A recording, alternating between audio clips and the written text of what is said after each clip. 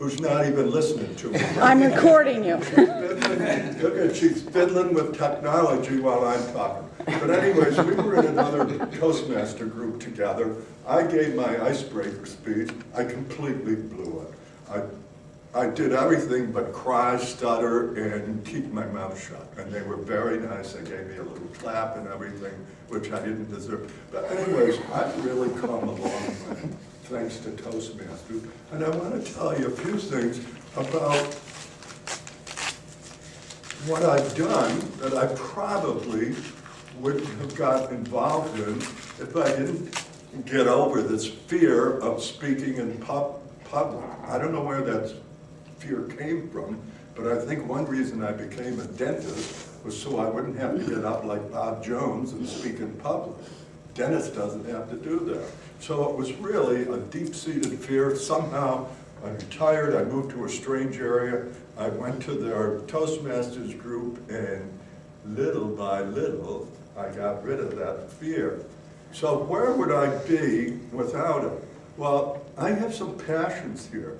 One of them is a literacy volunteer. I teach English with immigrants. I probably wouldn't have gotten in that if I had an inkling. I'm talking about Charlie 14 years ago, BTM, before Toastmasters. I probably wouldn't have gotten into literacy volunteers because somebody might make me get up and speak about it. Oh no, I can't get in literacy volunteers.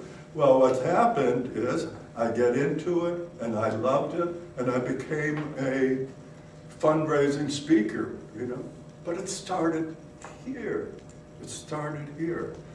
Another thing, I was taking a ride to Columbia, South Carolina one day, with a friend who said, hey, I'm in Rotary, and we have this program about giving polio immunizations in Africa. Maybe you'd like to go to India or someplace.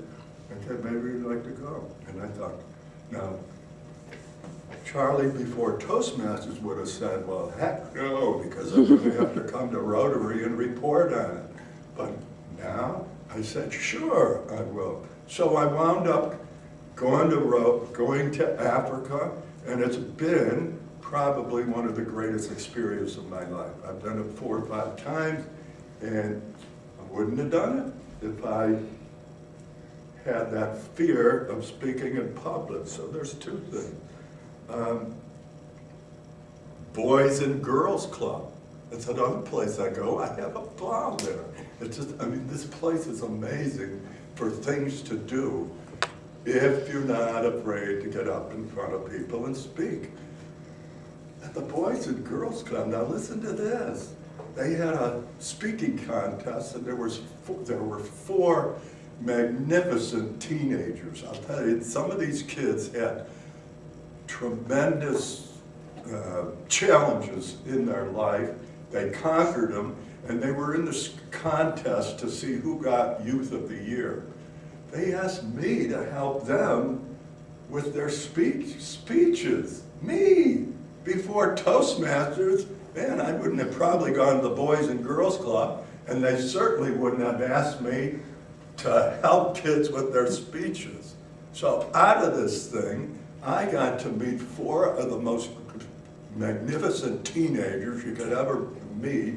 We become friends. It was a great experience, and it started here.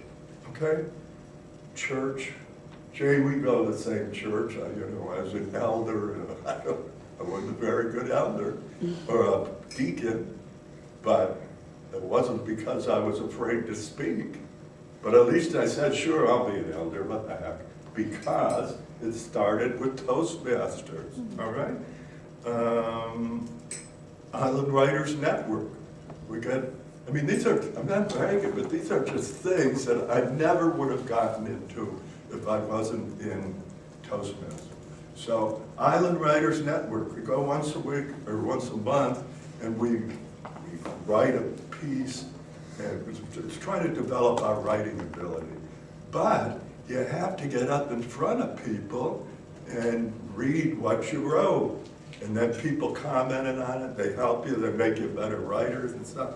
So all of these things have just made my life so much fun.